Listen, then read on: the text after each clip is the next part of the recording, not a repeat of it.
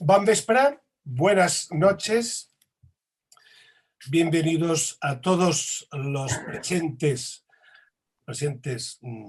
en pantalla a esta sexta sesión de nuestro ciclo Coralmente Coloquios en Línea.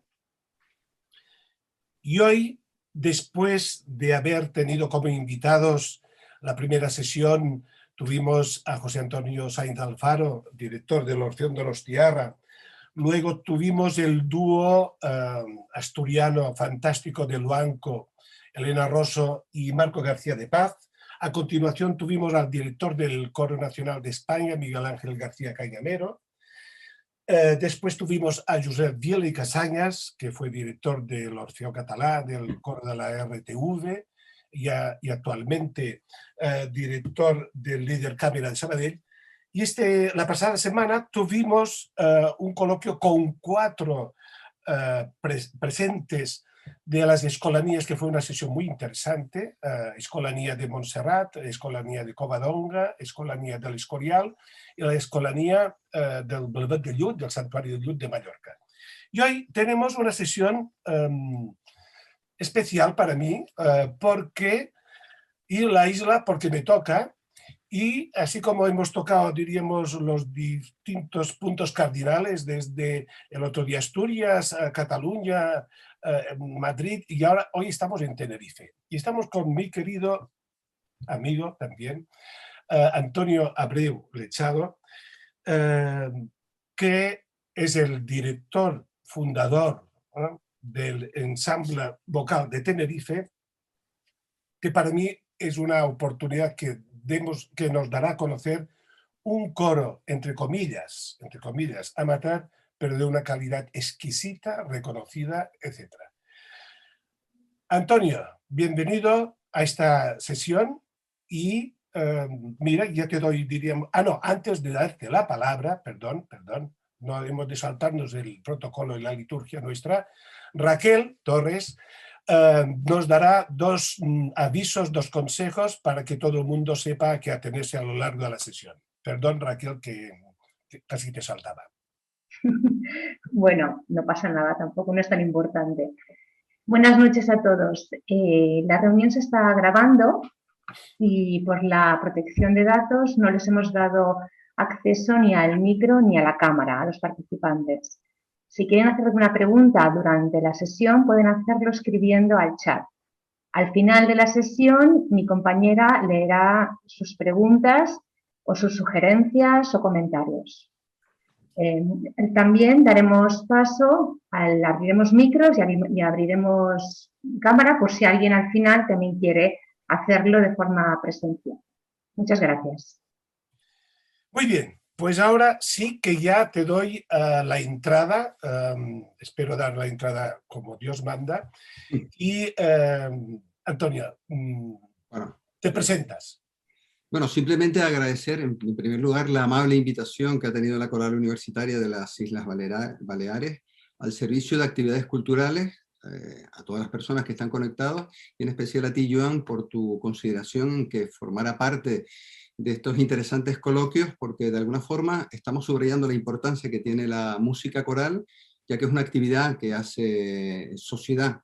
Los protagonistas, sin duda alguna, son los coralistas, porque son los que hacen la música al fin y al cabo. Los directores podemos estar de paso, con lo cual esta iniciativa nos va a ayudar a conocer un poco cómo se encuentra la comunidad coral española antes, durante y hasta estos días de la pandemia, a través de las reflexiones de los directores, en el que estoy viendo que están ya recuperando sus tradiciones, usos y costumbres. Muy bien, pues yo la primera cuestión o pregunta que te planteo es que te presentes, Antonio, para los que no te conocen. Yo creo que hay bastantes seguidores tuyos desde las Islas Afortunadas que decís. Una breve presentación tuya personal. Bueno, muy simple. Soy un apasionado de la música coral. Yo creo que a lo largo de mi vida me han acompañado 4 facetas que son congruentes, sin ángulos rectos. La de coralista, público, compositor y director. pienso que para llegar a la dirección tienes que pasar por una serie de procesos y que desembocan en el día a día de un instrumento físico donde vas a transmitir pues, su técnica, emociones y tu experiencia. Pues de mí, pues soy hijo de canarios, canarios que emigraron a Venezuela, y desde pequeño estuve muy vinculado a los coros infantiles y a los coros juveniles de ese país, incluso a través del sistema de orquestas y coros infantiles y juveniles de Venezuela, que era un proyecto pedagógico y artístico del maestro José Antonio Abreu, que utilizaba la música como transformación social. Era un método innovador, Joan, porque te ayudaba a tener constancia, y hasta el día de hoy te ayuda a tener constancia en la música, y el conocimiento se daba a través de la práctica individual y colectiva. Ser niño del coro en aquel entonces era muy importante. Ya al venir a Tenerife, formo parte de muchísimas formaciones corales. Sin embargo, hay un momento en el que para mí ya empiezo a fijarme en la dirección coral, y fue cuando vino a Tenerife el coro de la Universidad Técnica de Stettin, de Polonia, dirigido por Jan Siroki. Era otra percepción de la dirección coral. Con lo cual, después de estar estudiando en el conservatorio, haciendo los cursos con Eric Erickson, algunos talleres de interés, ya asumo la dirección del coro del Conservatorio Privado de Música.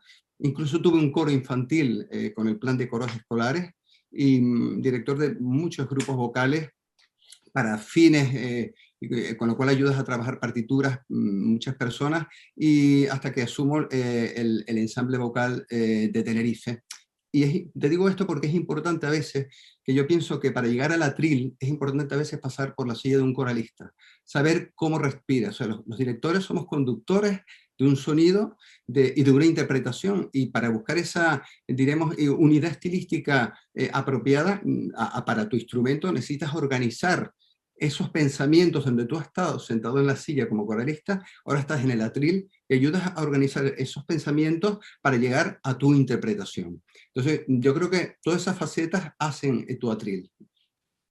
Bueno, ha sido curioso porque has citado, lo digo para que no haya no falsas interpretaciones, has citado a José Antonio Abreu, el padre del sistema, de este célebre, popular y reconocido mundialmente sistema de orquestas infantiles, juveniles de Venezuela, pero que no tiene parentesco con el Antonio Abreu En Lechado. principio no tiene. En principio no tiene. Bien, me ha gustado mucho este paso por la silla del cantor de coro Sí, para llegar al podium del director. Esto yo creo que son unas reflexiones importantes. Y llegas a la dirección y fundas tu coro, ¿no? Sí. Que es el ensamble vocal de Tenerife, coro que yo he escuchado por grabaciones, etcétera, que no he tenido el honor o el placer de escuchar directamente, pero que sé de reconocimiento de la calidad de tu coro.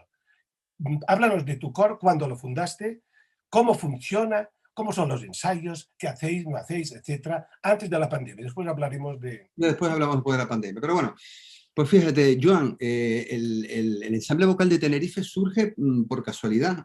Recibo una invitación del maestro Emilio Coello, que es un compositor canario afincado en Madrid, para ser el maestro de coros de su misa. Se llamaba Misa de Conmemoración, que era una obra para solistas, coro y orquesta, que se escribe con motivo del 50 aniversario de la consagración de la Basílica de Candelaria.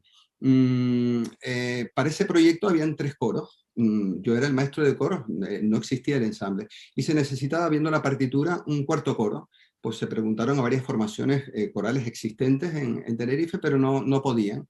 Entonces, entre Candelaria Gil, que es fundadora del ensamble y hoy presidenta del coro, y yo, localizamos a varios compañeros que habían formado parte de diversas formaciones corales, y fundamos ese 4º coro que se llamó en su momento Coro Contemporáneo de Tenerife, luego Ensamble Vocal, y bueno, y fin de la historia. Esa misa se hizo luego en la Catedral de la Almudena en Madrid, y fin de la historia. Pero después el gusanillo quedó en muchos coralistas ¿por qué no volvemos? ¿Y por qué no hacemos y por qué no seguimos?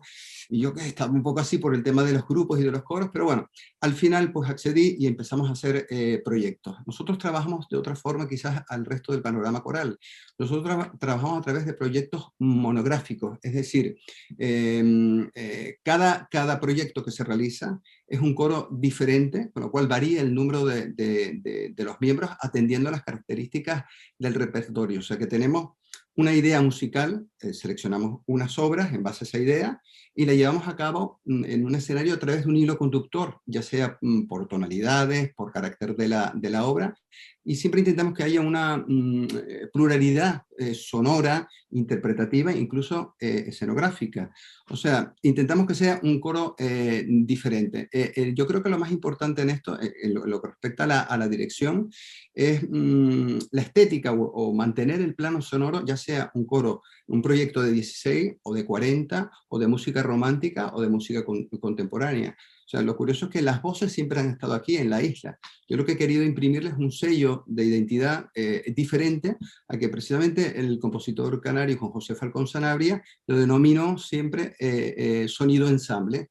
Me preguntaba Juan José, ¿pero por qué le das de la denominación de sonido ensamble? Siempre, porque es un sonido vivo, hay un sonido con cuerpo, hay muchos colores sonoros en una misma obra y en un mismo programa que me parece escuchar diferentes coros. Y hay un granaje técnico y emocional. Y efectivamente, Joan, el ensamble ha tenido una repercusión trabajando a capela o trabajando, ya lo veremos, sinfónico coral.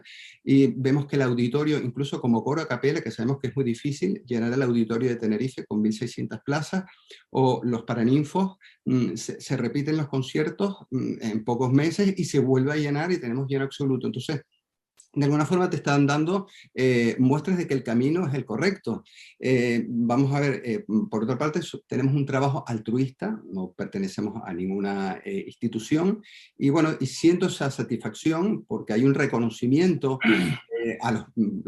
por los propios miembros del ensamble, por el trabajo sinfónico coral o a capela. Ellos respetan mucho su trabajo, nunca se suben a un escenario sin tener trabajo bien una partitura, llevan, te lo digo sinceramente, la estola que tenemos con orgullo, y después un agradecimiento total a los diferentes públicos. Al ser diferentes proyectos diferentes, tenemos diferentes públicos y por supuesto trabajar con excelentes músicos que han visto en el ensamble pues esa garantía artística para ceder sus partituras o estrenar sus obras, como compositores como el ruso Sergei Wachinsky o Greg Gilpin, Tania León, Marcelo Balba, y proyectos como el del maestro Víctor Pablo Pérez, John Raldet de Estados Unidos o Emilio Coello. Es decir, la valía de todo esto la tiene realmente el coralista, porque gracias a ello, a pesar de ser diferentes proyectos, todos han expuesto su arte y han regalado su amor al coro en todos estos años.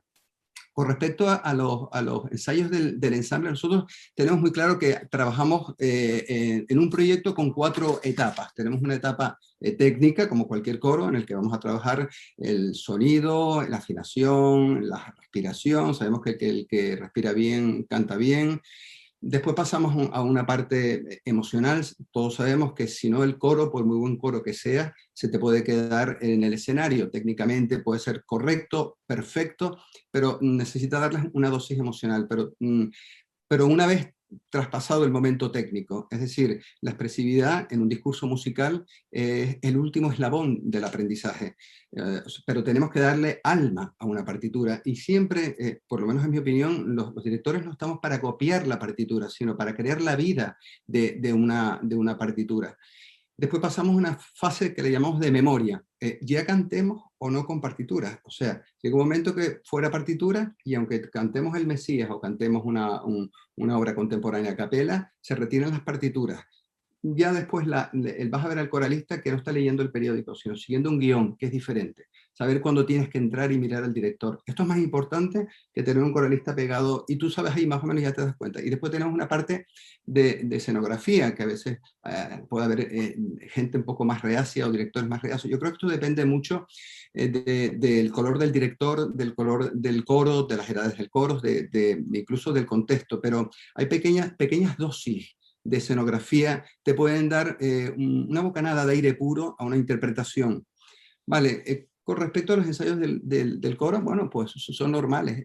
Nos gusta, eso sí, ir al Teide, por ponerte un ejemplo, por el lugar no más cercano. O sea, fui coralista y yo sé que hay muchas formas de trabajar, bueno, y son respetables. A mí me gusta ir por el sitio más tranquilo, disfrutar por los paisajes. Ya el coralista del ensamble sabe que va a disfrutar de muchos paisajes y de repente va a aparecer el Teide. Pero puedes llegar también por un camino más rápido, en el que digas, ay, por lo menos llegamos, o en el contexto artístico, bueno, por lo menos salió. Ese conformismo del coralista es peligroso. Entonces intentamos ir por ese camino en el que de vivir el proceso del ensayo, porque es donde va a haber la interacción entre el director y el coro.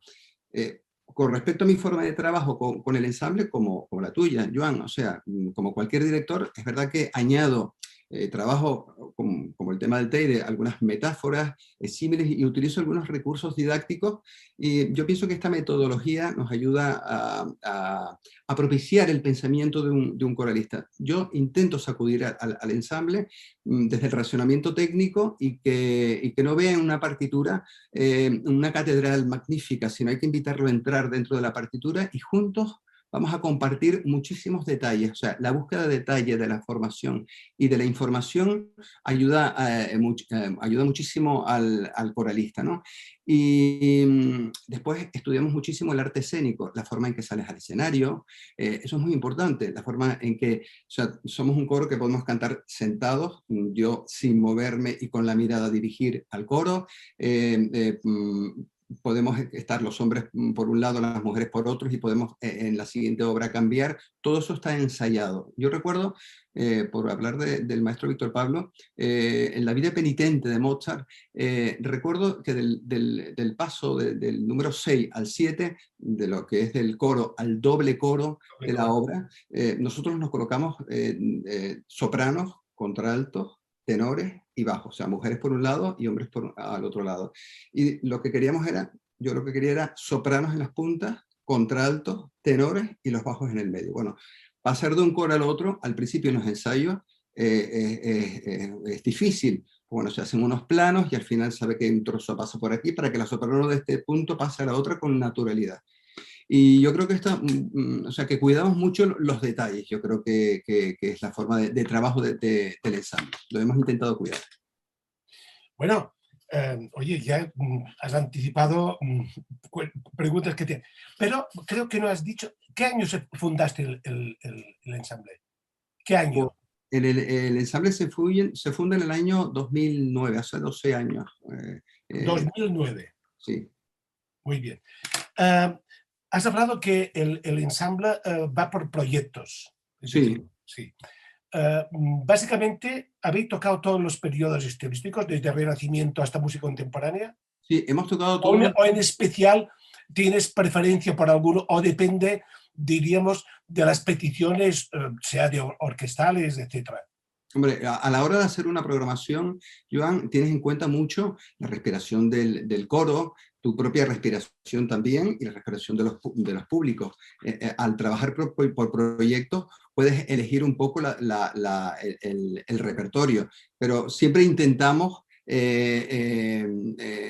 que confluyan muchísimos, o sea, diferentes, esa pluralidad estilística en el ensamble. O sea, pudimos hacer en su momento música romántica, música clásica, música americana, y cuando el tema de los espirituales, la música, me recuerdo uno de los proyectos, la espiritualidad en la música sacra contemporánea, los sonidos de América, que es magnífico, fue un proyecto magnífico porque ves muchos estilos representativos de diferentes países.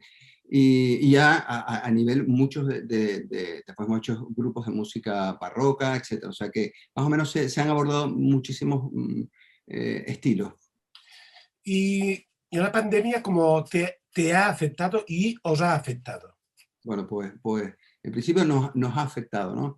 O sea, el ensamble trabaja con la Sinfónica en su momento, decide trabajar ya un proyecto a capela, y entonces pues, como yo te comentaba, tenemos diferentes formatos, con lo cual hemos pasado de un grupo de 40 y pico a un grupo de 20. Tenemos obras, en aquel momento, de aquel verano del 2019, obras con mucha dificultad, en el que se mantenían las cuerdas con 2 o 3 personas. 3 personas se mantenía cada cuerda. Dimos una intervención hicimos una intervención en diciembre, en enero volvimos a actuar cuando aparece el virus. Y sin duda alguna, el virus repercute en los coros del archipiélago canario de igual forma que en el resto del mundo. O sea, no olvidemos que se trata de un fenómeno global que ha traspasado territorios. Entonces, en nuestro caso nos afecta porque ha sido necesario diseñar en nuestra hoja de ruta una reconstrucción del instrumento, generar un cambio de enfoque. Este es utilizar todos los obstáculos que te voy a comentar ahora y convertirlos en oportunidades, porque nos hemos dado cuenta, Joan, que sabemos todos la importancia que tiene la música coral en el ámbito cultural y en el ámbito educativo, pero sobre todo hemos visto el impacto que tiene en la salud. En la salud que parece que eso lo sabemos, pero lo hemos vivido. Precisamente buscando el enlace del Zoom para un coloquio de la semana pasada, me encontré una entrevista que de hace años, muchos años, está por ahí, en el que te utilizan una frase en las respuestas que decía, que dije, el creador debe trascender las crisis.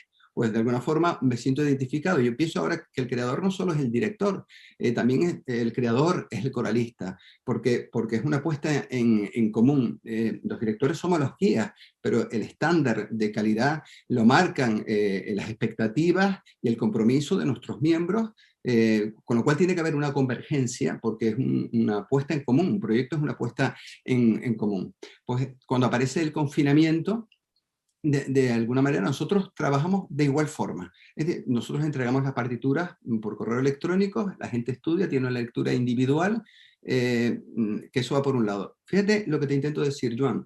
Se hizo una diferencia entre coro y grupo. El ensamble siempre ha sido un coro-grupo, vale, pero en aquel momento el coro no existe. El virus silenció al coro. Fuera. ¿Qué quedaba? El grupo. Y el grupo tenía que fortalecerse, tenía que haber una cohesión. Entonces, en este sentido, la música iba por un lado, yo iba enviando mis partituras, y por otro lado, la presidenta, junto con todos los compañeros, hacían encuentros virtuales para fortalecer esa comunicación cada 15 días, con lo cual se intensificaron, yo creo que los lazos, ¿no? Ya cuando las medidas restrictivas del gobierno de Canarias fueron suavizándose, ya llegó el momento de pensar dónde podríamos ensayar al no tener ese espacio. Se nos abre, curiosamente, un lugar magnífico, la Sociedad Cultural Liceo de Taoro de la Villa de la Orotava. Es una sociedad cultural que tiene más de 150 años y que trabaja en beneficio de la cultura, del deporte, del ocio y del arte, tiene su propio coro.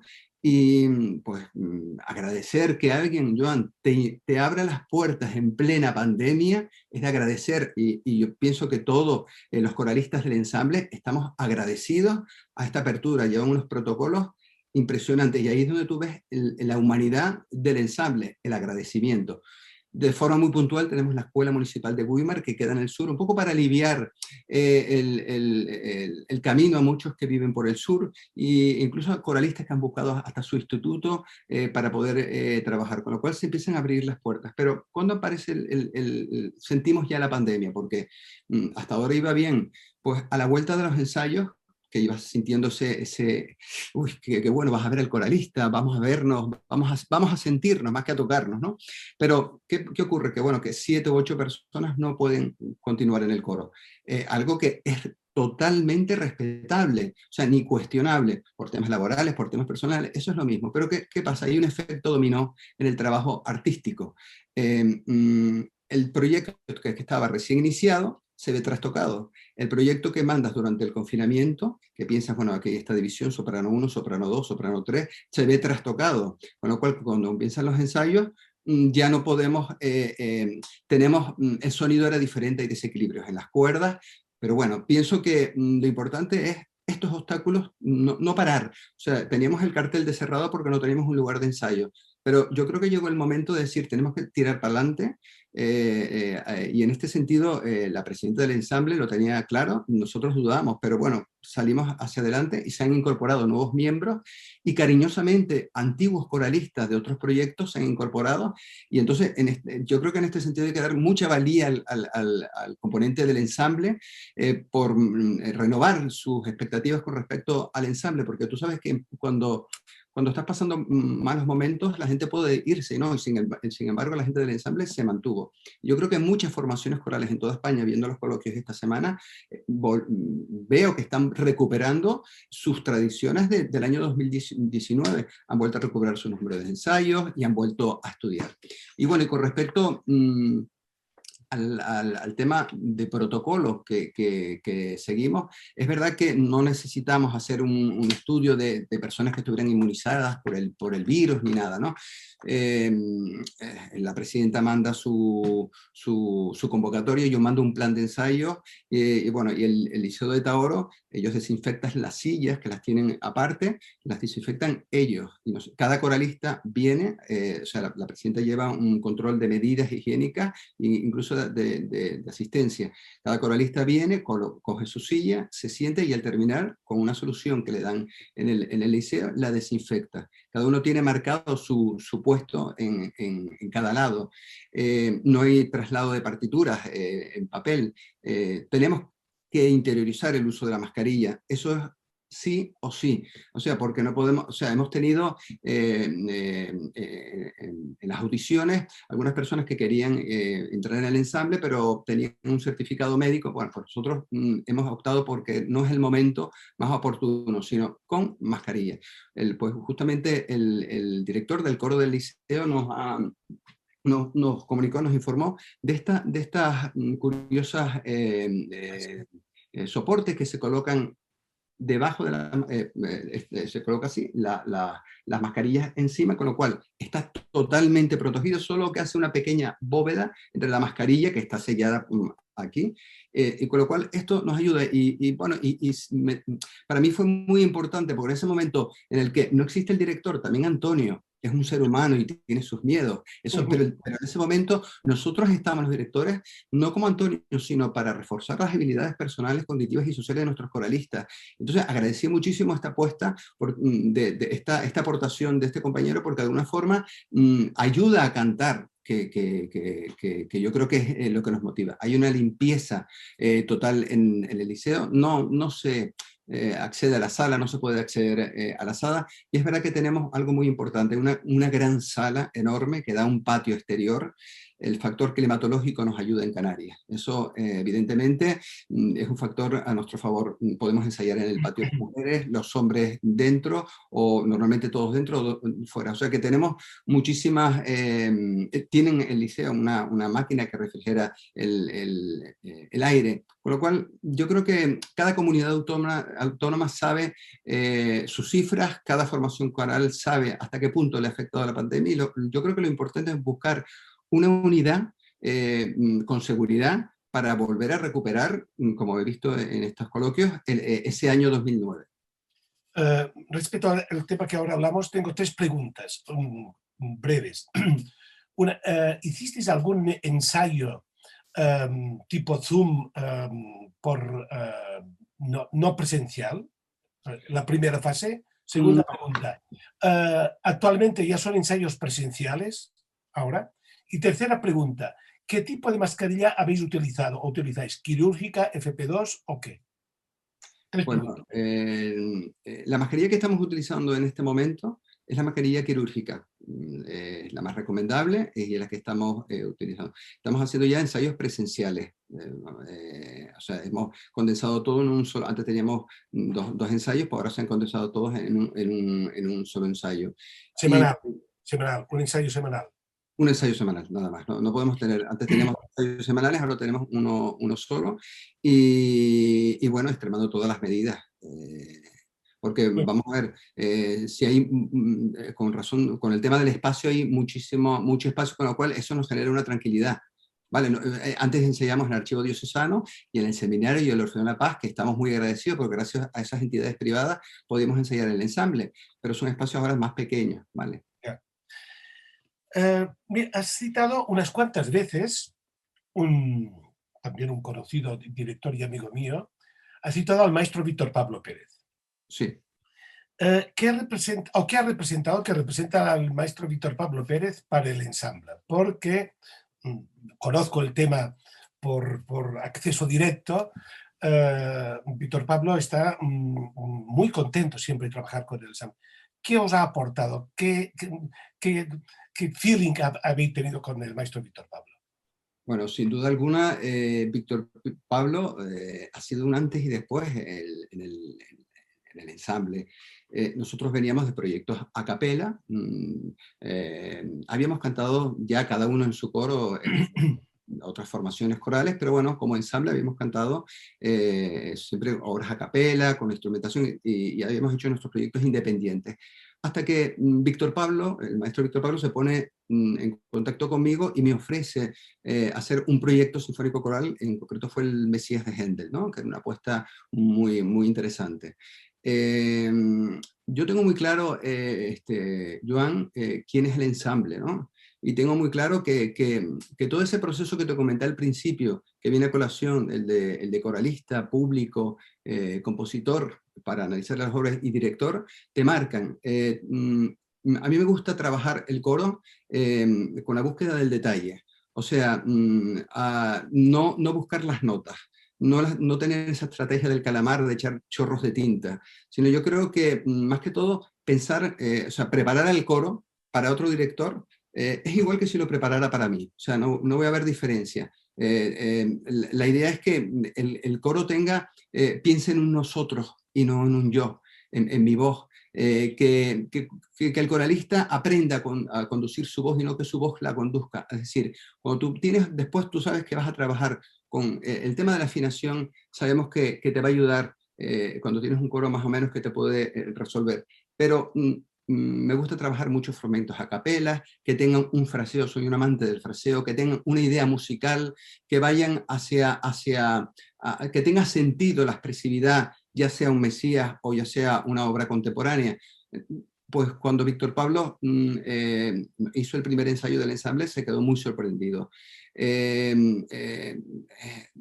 Recuerdo que en un ensayo con la Orquesta Sinfónica, igual los músicos de la Sinfónica, que son excelentes profesionales, nos alababan el trabajo del ensamble, con lo cual sentían que estaba el coro muy preparado. Y Víctor Pablo pues dio un discurso, es real, dio un discurso y dijo que en sus 30 años había sido una de sus grandes satisfacciones conocer al ensamble por su ductilidad y porque es un coro que estaba bien preparado y que podía hacer música. Era un grupo de personas que no cantaban, sino hacían música. Entonces, claro, escuchar esto de una autoridad musical un poco te refuerza, pero me gusta que lo diga alguien con esa autoridad por el coralista, para reforzar al coralista, que ir por el TID por el camino más lento, puedes adquirir un reconocimiento. O sea, yo creo que lo que me decía Víctor Pablo, o sea, no se trata de profesional, amateur, no se trata de eso. El resultado.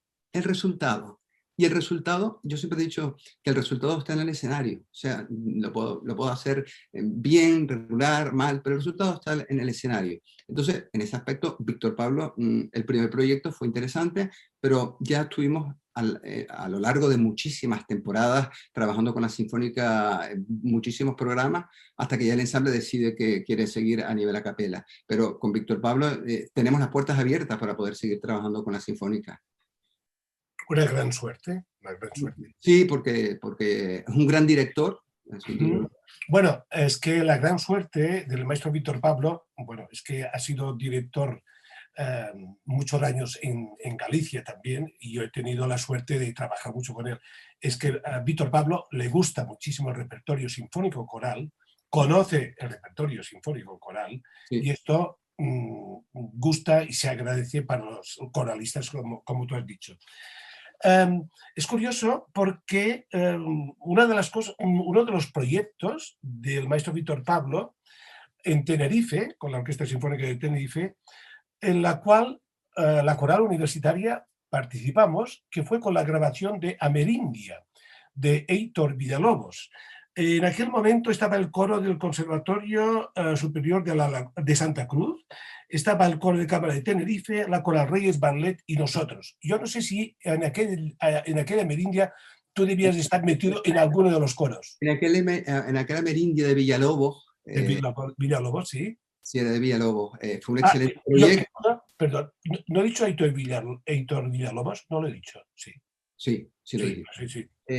No sé si me he equivocado. No, pero fue un interesante proyecto, sí, que efectivamente que compartimos varios coros, y es curioso como varios miembros de aquel el coro, hoy son miembros del ensamble vocal de Tenerife. Joan, no te voy a explicar una cosa que quizás tú y yo sabemos perfectamente. Esto es una isla. O sea, las voces van pasando de un lado a otro. O Sí. sea, ya depende, lo que te comentaba antes, del sello que le vayas poniendo tú o que le ponga otro director que es tan válido como el tuyo. Pero es importante a veces estos proyectos junto con otros compañeros. Yo me acuerdo de verte, Joan, caminando, corriendo de un lado a otro con todos los coros, todos los directores. O sea, fue un proyecto que se grabó, que se Sí, grabó. se grabó, hay un Se disco, grabó. sí, sí. Es de las pocas grabaciones mundiales que hay de, Sí, sí, de sí, sí. dicha obra, sí. Sí, sí, muy pocas grabaciones. Sí. Mira, y ahora has tocado la palabra que también yo tenía en una de las preguntas que quería hacerte, y tú ahora ya la has sacado. La palabra isla, insular. ¿Cómo afecta la insularidad? Y ahora digo a nuestros coros, porque nosotros también somos una isla. Es Sí, decir, hipótesis, el ensamble vocal de Tenerife, si estuviera en la península, tendría más proyectos, más conciertos, más proyección, por etc. supuesto. Es decir, no, porque esto es un punto, tal vez eres el único invitado, diríamos, dentro de Sí, la geografía española, que sí, los de la península no se dan cuenta. Es decir, yo lo vivo porque también dirijo el coro de la Sinfónica de Galicia y es muy fácil ir con un autobús o un autocar, ir de Coruña a Valladolid, como hicimos hace 2 años y tal. Pero para nosotros es muy diferente. ¿Cómo os afecta la insularidad? ¿Qué no, dices? nos afecta muchísimo, Joan, nos afectan. O sea, hemos tenido proyectos muy interesantes y a veces no puedes exportarlos, o sea, te cuesta muchísimo exportarlos a Las Palmas, o sea, ya ni siquiera a la península. O sea, estamos hablando vamos a ver, hay un movimiento coral muy importante en el archipiélago canario. Estamos hablando de 89 coras por el censo, casi 3.100 coralistas, con lo cual, sin duda alguna, Canarias con el turismo y las artes en sus diferentes esencias hacen el llamado buen turismo cultural. Pero ¿qué ocurre? Tenemos el mar, sin duda alguna, Joan, tenemos el mar, pero es lo que nos ha tocado, es decir, es un elemento inherente al hecho insular. El hándicap está en la insularidad, en la lejanía y en el caso de la Comunidad Autónoma de Canarias, que somos una región ultraperiférica de la Unión Europea, así reconocido por los tratados, el estatuto y demás. Y sentimos, Joan, imagínate, nosotros sentimos ese efecto de la condición ultraperiférica y cuyo contenido yo creo que supera la lejanía, las limitaciones de la insularidad, con lo cual hace difícil que tú tengas un trabajo, es lo que tú comentas. O sea, yo puedo estar en Madrid, tengo mi coro y lo paso a Segovia. De Segovia puedo irme a autocar a Galicia. Yo, o sea, estando de jurado varios jurados que he estado, pero observo ese detalle insular por el que me comenta. En el jurado de Habaneras y Polifonía de Torrevieja, habían coros que venían de Galicia, coros que venían de Barcelona y todos venían en autocar, mareados y tal. Eso no lo podemos hacer nosotros. O sea, nuestro trabajo se queda embarcado porque efectivamente hay unas características singulares en Canarias que no solo su posición geográfica, sino también su gran paraíso vocal y también y coral que hay. Y en este sentido, yo creo que las instituciones tienen que, digamos, arbitrar medidas para satisfacer de alguna forma las necesidades y favorecer la comunicación para entablar esos intercambios entre los coros. O sea que es interesante que desde la Administración General del Estado y SEG y la Comunidad Autónoma de Canarias se siguen firmando acuerdos, convenios de colaboración para favorecer estos intercambios culturales, pero sí nos afecta muchísimo. Y aunque seamos una región ultraperiférica y Baleares está más o menos en el mismo contexto, nos cuesta sacar a los coros, el coro de la Universidad de Baleares, a un sitio más cercano. No puedes, te ves limitado, pero eso, lo que tú dices, el coro peninsular, sería estupendo que lo entendiera, o sea, es una de las grandes satisfacciones que puedes tener al trabajar en la península y exportar tu trabajo de Galicia a un punto más cercano. Nosotros no. Ya te digo que para ir a Las Palmas, Joan, nos ha costado más caro que cuando el coro hizo un concierto en el auditorio de la Ciudad de León, en la península. Fue más económico ir hacia la península, ir hacia Las Palmas, nunca lo entenderemos. Entonces, los costes de la insularidad, efectivamente. Y en este aspecto, ¿tenéis ayuda, os apoya las instituciones públicas o privadas de Tenerife o del gobierno canario? Vamos a ver, no tenemos una ayuda así considerable. Lo que tenemos es simplemente el apoyo de muchas instituciones más o menos privadas, pero por ejemplo nosotros un lugar de ensayo nunca se ha solicitado ese lugar de ensayo, porque es lo mínimo. O sea, al tener un trabajo altruista, y para mantener al director ni mantener los miembros del coro están porque se hace un trabajo que es reconocible. Pero vamos a ver, deberíamos sentir el apoyo de las instituciones para buscar simplemente, ya no la subvención, sino simplemente buscar un lugar de ensayo. Entonces, estás viviendo y subsistiendo durante 12 años por agradecimientos y que como ser humano siempre estaremos agradecidos, pero no tenemos ni siquiera eso, el lugar de ensayo.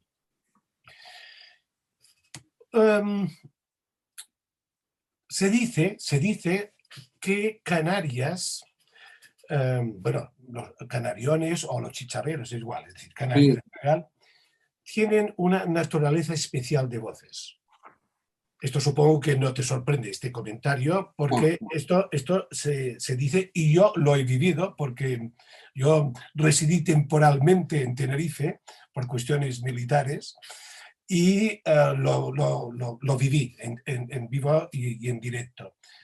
¿Qué me dice respecto a eso? Es decir, hay algo, climatología, insularidad, etcétera. Se dice, por ejemplo, que en el País Vasco las voces graves pueden ser más presentes, los mejores tenores están en el norte, bueno, o en Pamplona, con Orfeón Pamplonés, etc. ¿Qué dices al respecto? ¿Qué consideras tú sobre esta naturaleza especial de las voces del archipiélago canario? Sí, yo creo, Joan, un tema interesante esa pregunta. Vamos a ver, sobre todo te das cuenta, yo te digo que esas facetas que te nombro al principio, que son muy importantes como público y como coralista, pero sobre todo como director, cuando estás impartiendo talleres por la geografía española, te das cuenta de la emisión y de muchos detalles a nivel incluso artístico. Incluso te separo una cosa, incluso comunidades autónomas, sin nombrar ninguna, hay comunidades autónomas que sientes que el trabajo coral está más acentuado que otras comunidades autónomas. Pero bueno, el canario yo creo que tiene una emisión que diría con calidez, ¿vale? La palabra no es calidad, sino tiene una calidez. Es verdad que aquí, así como en el norte están esas voces graves, aquí pues, se generan voces muy interesantes de sopranos y de tenores, casos como voces interesantes como la de Jorge de León y otros compañeros, Celso Albelo, etc. Es decir, hay una calidez y una emisión muy interesante que a veces cuando yo tuve ese coro de niños estaba en una zona muy cercana al mar, es curioso eso, cantaban más sensible que los de Santa Cruz. Es decir, yo no sé qué ocurre con el factor climatológico, pero yo creo que sí, de alguna forma no hay dureza en la voz, hay más delicadeza, una emisión muy natural, hay pureza en la voz. A mí por lo menos no me impresionan las grandes voces, lo que me impresiona es la pureza en la voz, la musicalidad, el fraseo. O sea, cuando tú ves una voz con unas mínimas condiciones, a veces ya te está diciendo algo, y a veces en Canarias, en las audiciones, ves gente muy interesante que a lo mejor no es una gran voz, pero tiene esa calidad natural. Y yo creo que esa voz, por naturaleza, una cosa después ya cuando empiezas a estudiar canto, ya, ya es una voz más trabajada. Y respecto a esta calidez de las voces y tal, es porque hay una escuela vocal coral que viene infantil o de escolanías, como por ejemplo la sesión de la semana pasada que fue con escolanías, o es por azar, por voz natural, o hay realmente buena escuela de profesores de canto, etcétera. Hay una Sin simbiosis. duda, sí. Joan, es interesante esto porque yo no sé si les pasa a ustedes en Baleares, pero sí te lo digo en Canarias.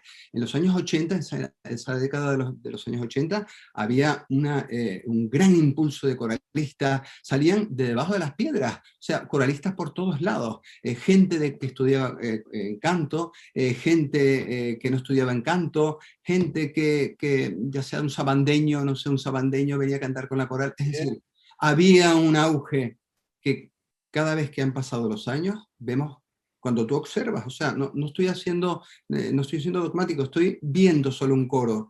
Cuando tú lo ves en una foto, son los mismos. Han pasado los años. Entonces, de alguna forma, perdón, Joan, de alguna forma, lo que intentas es ver que no hay un intercambio de personalidades en el mundo coral, son los mismos coralistas. ¿Qué quiere decir esto? Que hay que, de alguna forma, reforzar a los coralistas para que vuelvan al mundo coral, pero no hay tal escuela. Bueno, ahí está el plan de coros escolares del Ayuntamiento de Santa Cruz de Tenerife, que trabaja con coros escolares, pero lo que yo escuché la semana pasada con las escolanías es otra sensación. Dimensión, sí. Es otra dimensión, es otra dimensión, es una preparación para mayor, ¿vale? Hacen un buen trabajo. Pero puedo interpretar por lo que tú has dicho que en los 80, los 90, el 2000, el panorama estaba mejor que ahora. Vamos a ver, es verdad que hay una cosa, somos pocos para muchas formaciones corales. Eso tiene doble interpretación. Somos un paraíso coral, que eso es interesante. El que haya muchas formaciones es magnífico, porque son diversas escuelas las que se crean. Pero en los años 80 quizás había menos, había muy buena calidad en aquel entonces, habían directores que hicieron que se trabajaron muy bien, coros que trabajaron muy bien, pero no sé qué pasaba, John, que salían coralistas de debajo de las piedras. Algo que observo que no solo en el caso del ensamble, sino en otros coros, también ocurre lo mismo. Es verdad que ahora, por ejemplo, que estamos haciendo audiciones para equilibrar esas cuerdas, estamos sintiendo el refuerzo de mucha gente que le interesa entrar en el ensamble, con lo cual ni conoces, gente que no conocía, con lo cual, oye, eso te da como una especie de wow, es decir, estupendo, porque no te conozco y crees en mí y crees en el ensamble y yo, vamos, si tú vas a trabajar, ya verás que vas a llegar a un escenario y vas a disfrutarlo. Ahora, porque los ensayos van a ser no, y no, pero es que ya podemos cantarlo, no, se canta en el escenario. Entonces, pues ver gente novedosa también es un estímulo para el coro y ver sobre todo a coralistas que han formado parte de anteriores proyectos que vuelvan a este coro, pues esto te está diciendo, te está lanzando un mensaje que es importante. Que vas por buen camino, sí, sí. Vamos a ver, vamos por buen camino. ¿Eh? Vamos por buen camino y yo creo que Exacto, gracias sí. coralistas, sí. Sí. Ya me quedan pocos temas. Me gustaría ahora hablar del Antonio Abreu, compositor. Bueno, Antonio Abreu, compositor, vale, yo empecé escribiendo, yo creo que soy un músico por intuición que empecé a escribir y me acuerdo que le llevaba mis composiciones, por supuesto, corales, aunque tengo obras escritas para órgano, para piano, pasadas a lápiz, porque es que soy un desastre, no las paso por ordenador, pero ahora en estos últimos tiempos sí me han ayudado. Pero bueno, y me acuerdo que le llevé mis primeras composiciones a una profesora, Candelaria Sánchez, y ella me dijo, pero ¿qué es esto? ¿Qué es esto? Te voy a llevar al profesor, que este es un excelente músico. Bueno, me llevó, me puso a los pies de Polo Ortiz Salvador, un excelente músico, hermano de Fernando Ortiz, con Polo Ortiz, desde que me escuchó, me dijo, bueno, mañana te vienes y te voy a dar clase de armonía. Entonces, vamos, sentir el apoyo de un gran músico que había trabajado con Barton en Estados Unidos, o sea, y supo entender mi música y supo trabajar con él algunos acordes, me gusta mucho la armonía, entonces eso me ayudó, pues sin duda alguna, con Luis Covilla, que era un íntimo amigo de la familia, pues que escuchara mis composiciones, me daba consejos, con Falcón Sanabria en esta última etapa. Y bueno, yo creo que mi música se basa más, Joan, en crear pues, atmósferas, yo creo que descriptivas, vamos a llamarlo así, para crear una fuerza expresiva, es lo que más me interesa. He creado varias obras que han estrenado algunos grupos corales hace muchos años, ya con el ensamble, pues algunos arreglos como el Mississippi Blues de Quincy Jones, el Summertime, y después, bueno, así han habido dos obras que han marcado de alguna forma esa trayectoria. Una es el Ave María, que se compone para la Semana de Música Religiosa de Santa Cruz de Tenerife, y es buscando una Ave María, simplemente, ni pensé hacer una Ave María, digo, siempre veo una María bonita, una María hermosa, celestial, vale. O hay obras que no, pero majestuosas, pero ya están muy cantadas. Entonces, pues creo esa Ave María. Y la idea de crear esa Ave María era dibujar una María terrenal y una María celestial. Son partituras independientes que se pueden interpretar independientemente, pero que nosotros en el concierto la unificamos. Esa María terrenal del principio es una María que tiene miedo. O sea, en esa historia hay una María que sufre, una María que tiene susurros, que habla el pueblo, que el glissando que hay en la obra es una sensación de miedo y de desesperación que siente ella, y como al final, en el amén, cae ella en la muerte. Y después empieza la parte musical, y si te das cuenta, empieza de bajo 2, de los profundos, empieza hasta los sopranos 1. ¿Qué quiere decir eso? Pues una simbología de la ascensión de las almas. O sea, empieza a ascender el alma. Ya me meto en el texto bíblico y al final voy dejando caer el amén como una especie de descanso eterno, ya al final aparece un angelito que dice Ave María. O sea, la idea fue una descripción, yo diría, con una textura armónica con personalidad y jugar mucho con la superposición de sonidos con la escala hexátona. Y después El alma llanera, que es una obra de Pedro Gutiérrez, magnífica, segundo himno en Venezuela.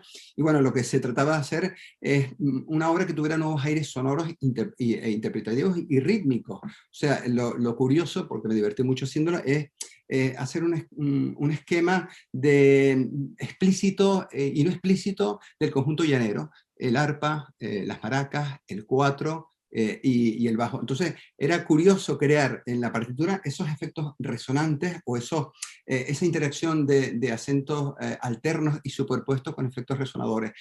Sobre todo en la cuerda de tenores recuerdo perfectamente se tocar el 4, o sea, que en los golpes 3 y 6, en el 3 por 4, saber ese chasquido, darlo ahí, o en el golpe 1 y 3, en la métrica tácita del 6 por 8, pues dar ese chasquido, ¿sabes dónde está colocado? Entonces, y al final recuerdo que en vez de hacer un final lógico, cuando escuchas despisto y empiezo a crear un pasaje tensional para llevarlo al final.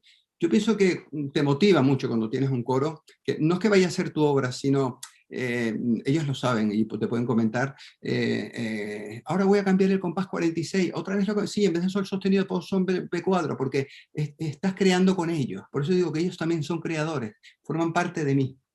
Entonces, claro, me gusta no estoy presionado para crear. Ahora mismo estoy componiendo, efectivamente, estoy componiendo para ella. Muy bien. Has hablado también de un compositor que yo tuve el placer de conocer, Juan José Falcón Sanabria. Sí. Chácaras, Chácaras Blancas. Chácaras Blancas, sí, me acuerdo. Es de los compositores corales de peso de Canarias.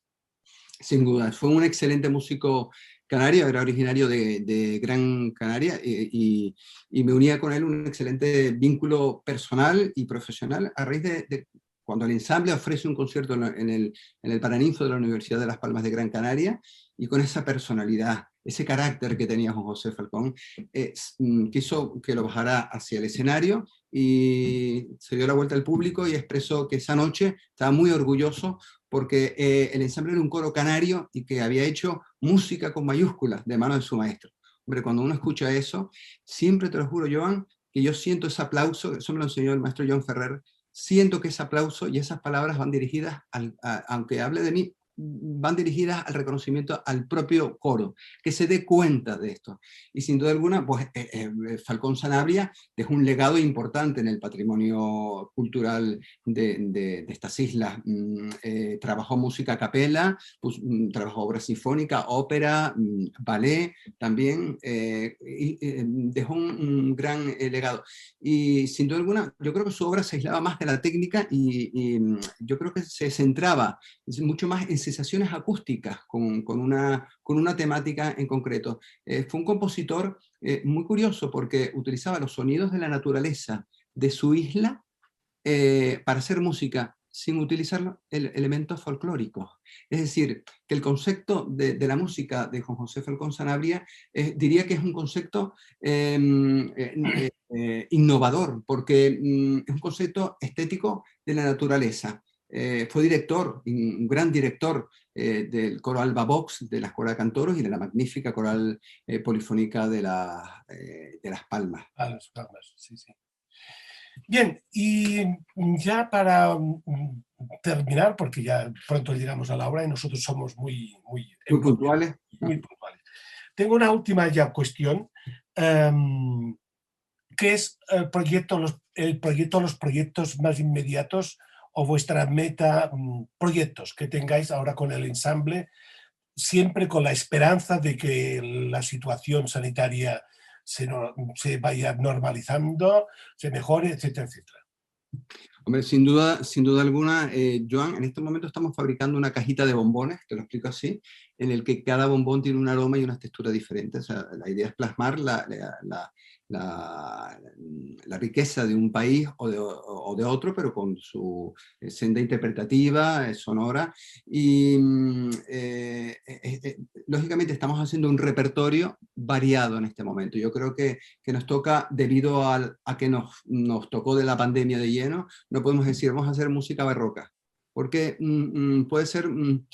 entonces vamos a hacer un amplio abanico de posibilidades, música contemporánea, que la adoro, la música contemporánea yo pienso que te abre la mente y que en la dimensión sonora coral y que de alguna forma te da ductibilidad a tu formación, música folclórica, música de todo típico, música barroca polaca, o sea, estamos intentando hacer un amplio abanico de sonoridades en este momento en la programación del ensamble.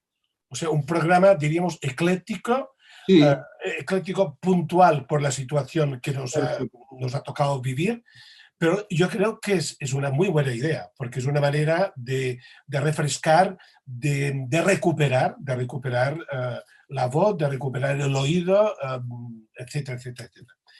Bien, bueno, podríamos hablar más largamente, pero he visto que hay bastantes temas de chat en el chat de la sesión de hoy. Creo que hay bastantes temas. Si quieres, porque después es interesante, porque si hay intervenciones se pueden intervenir. Raquel Ojarajá, si queréis, podríamos empezar el turno de si hay preguntas, cuestiones en el chat de hoy. Hola, Jara. Hola. Hola. Pues sí, me ha sorprendido que Candelaria Gil estaba entre los asistentes y precisamente ha enviado un mensaje precioso. Empiezo por él, aunque no sea el primero. Y le dice: por mi experiencia como cantante en otros coros y en el ensamble, Antonio Abreu representa lo que todo coro desea. Por eso, quiero mostrar mi reconocimiento a su labor incansable y al resultado de su trabajo. El ensamble es un concepto vocal diferente gracias a él, a su creatividad, perseverancia y capacidad para crear un coro diferente en cada proyecto, tanto en proyectos a capela como sinfónico-corales. Su tesón en la búsqueda de repertorios innovadores es admirable, siempre investigando, y ese carácter no conformista sino exigente y riguroso lo imprime en los ensayos. en la búsqueda de un sonido, la emisión cuidada, la belleza y la interpretación vocal y gestual, la emoción. En definitiva, es un estímulo permanente para todo coro, un director incansable. Ensayo tras ensayo nos trae un abanico de metáforas y recursos para conseguir el resultado vocal que desea. Estar bajo su dirección es un aprendizaje permanente y una oportunidad de poder interpretar repertorios muy interesantes. Enhorabuena.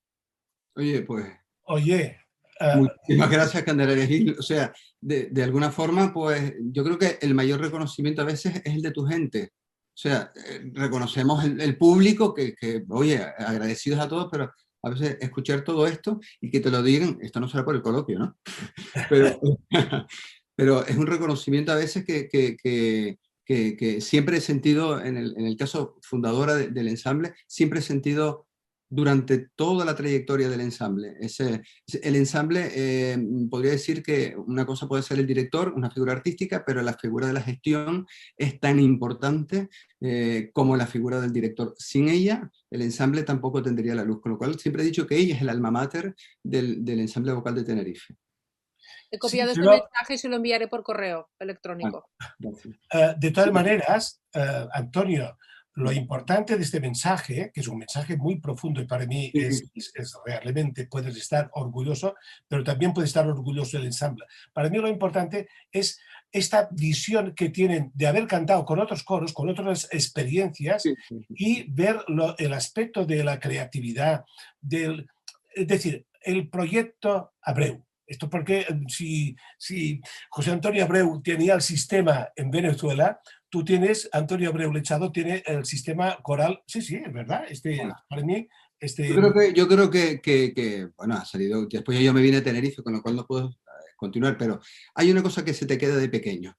Es como una inyección, cuando te inyectas de pequeño algo se te queda y es la constancia. Y no hay truco. La constancia y la disciplina con el estudio, con la búsqueda del detalle, la información y la formación, eso se te queda inyectado. Yo a veces quiero ser más hippie, pero no me sale. O sea, me tengo que poner la corbata. Presidenta Candelaria Gil, enhorabuena.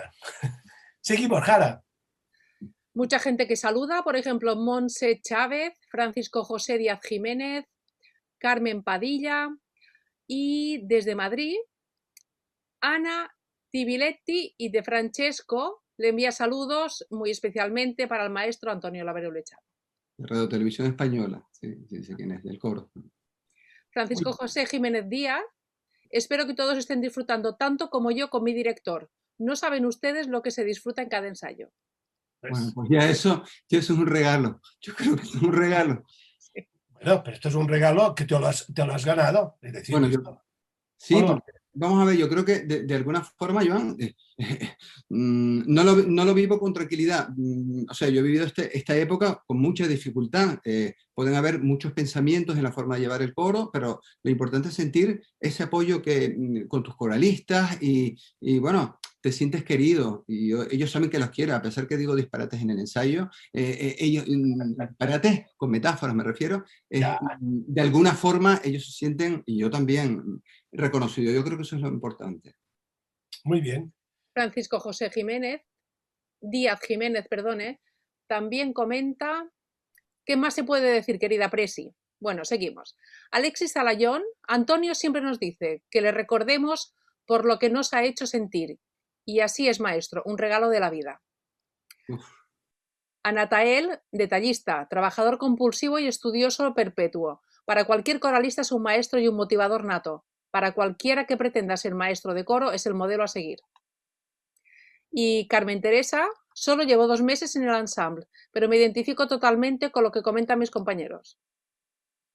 Bueno, mira, Antonio, y ahora, debido a esta de Anatael, que pretende ser maestro de coro, ¿qué opinarías de la formación de los maestros de coro actualmente en España? Es decir, la formación de director de coro. Es decir, por ejemplo, está Musiquene, está el MUC, está en Madrid, Conservatorio en Madrid, Valencia, etc. Un breve comentario, opinión sobre la formación de los directores o qué es más importante en la formación de los directores. Hombre, yo creo que hay un compromiso y una apuesta por la música coral que ofrece siempre conocimiento y de alguna forma creatividad. Hay dos pilares fundamentales, Joan, que es la educación y la cultura. Después hay países o comunidades autónomas, sin nombrar ninguna, que son más sensibles para que la dirección coral sea una enseñanza reglada. Pero yo pienso que a veces, sin duda alguna, el título acredita que puedes ejercer una profesión, pero no así tus resultados. A veces tu propia intuición, tu musicalidad, tu experiencia, a veces no te la da un título. Yo creo que la enseñanza es como un triángulo. Esas condiciones que tengas, la formación que tengas en cursos, en talleres, con una enseñanza arreglada, todo eso te va a dar experiencia. O sea, las condiciones más la formación es igual a experiencia. Entonces, recuerdo hacer cursos con Laszlo Hellsten o Werner Pfaff en su estudio vocal, dentro del estudio vocal, y aprendí muchísimo. Aprendes mucho. Entonces, porque ves muchas manos, ves muchas formas de trabajar.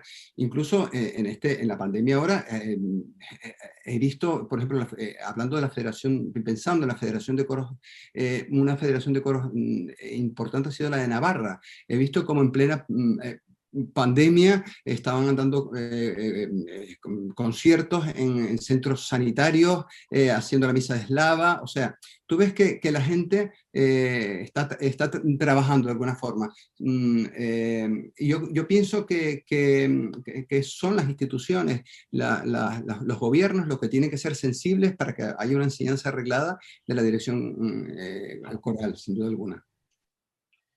Anatael quiere hacer una aclaración. Dice, no pretendo ser maestro de coro, me queda muy grande ese título, pero si por mi experiencia y mi formación tengo muy claro que si tuviera que parecerme a un maestro, es a Antonio Abreu.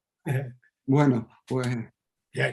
Pues nada, yo no puedo decir nada. Si lo dicen, pues yo encantado y sobre todo yo creo que lo importante es que ellos se sientan a gusto en su coro. Eso para los directores estamos de paso, pero los grupos se tienen que mantener y son ellos el ensamble vocal de Tenerife, sin duda alguna. Carmen de Padilla Torres, ay, perdón. Sí, hay más. Sí, otro.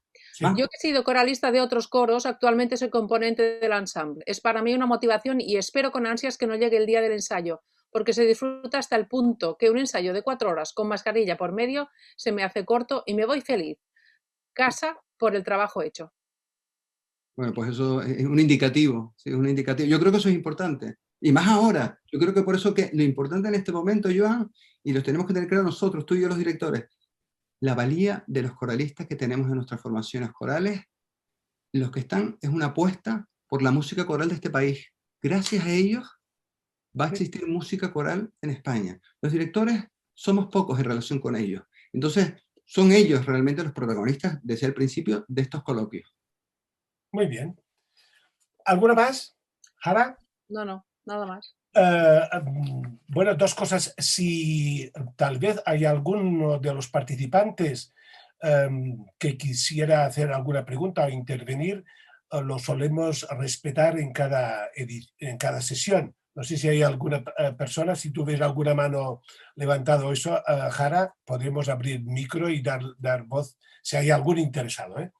De todas maneras, yo antes de terminar la sesión, hago un recordatorio que el próximo miércoles 5 de mayo tendremos, por cierto, has citado ahora tú Navarra, ¿sí?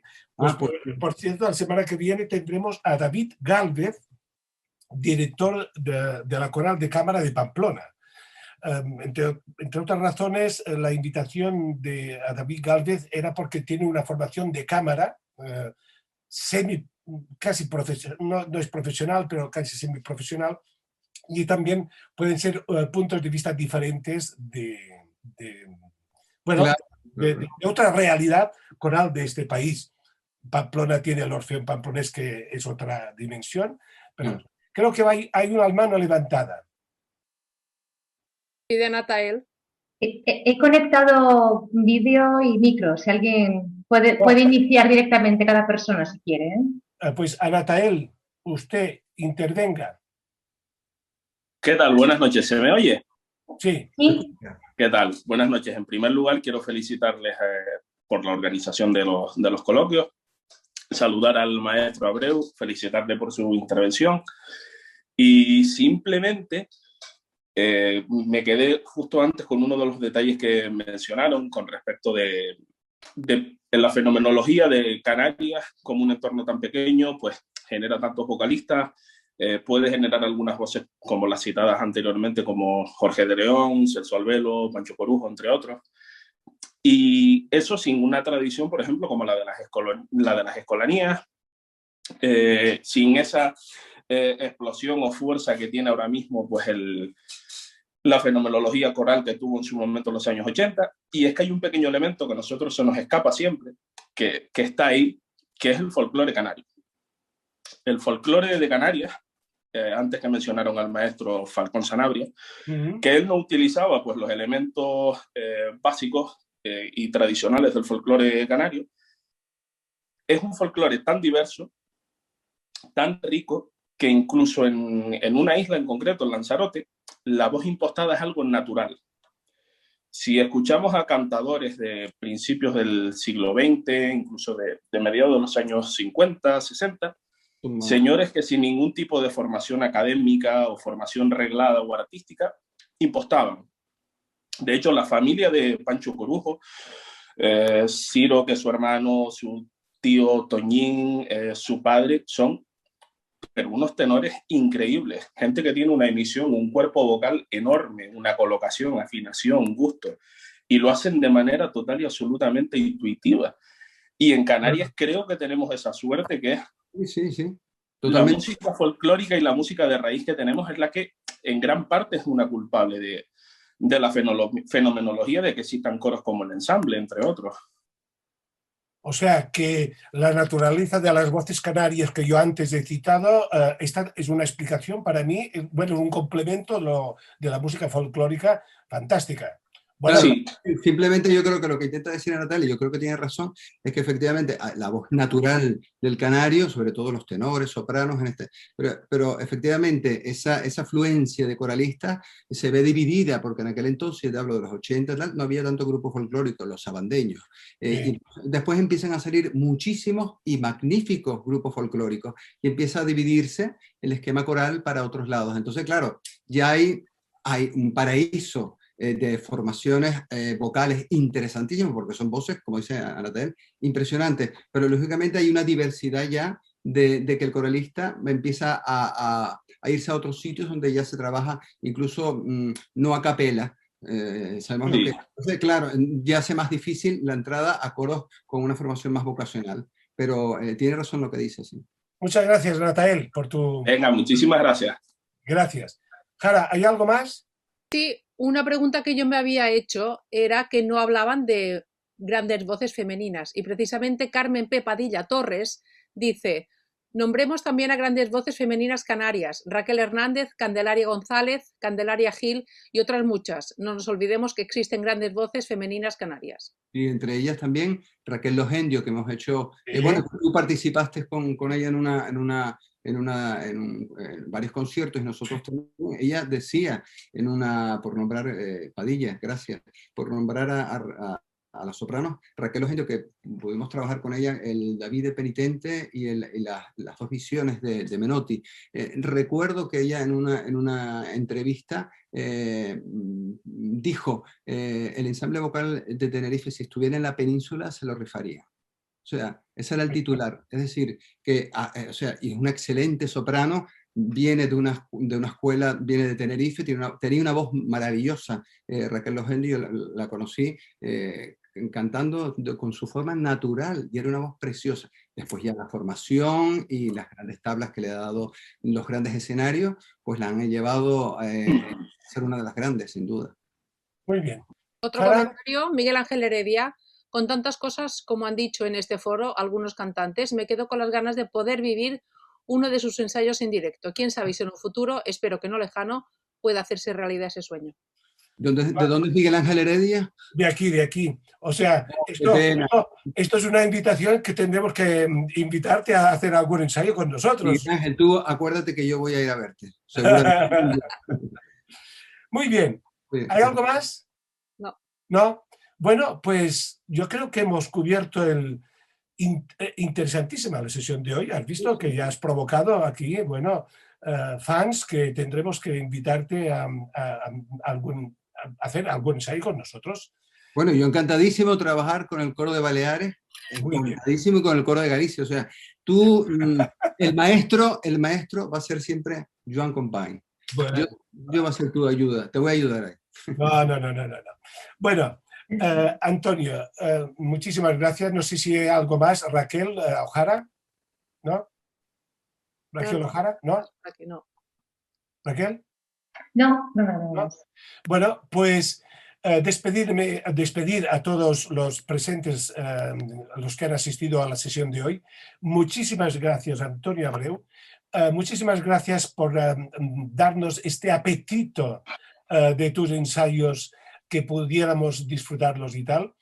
Y que esta sesión yo creo que ha aportado cosas muy interesantes, sobre todo de lo que es el protocolo, el detalle, el sacrificio del coralista y sobre todo el agradecimiento al coralista. Esto has insistido mucho y que te agradezco y eso.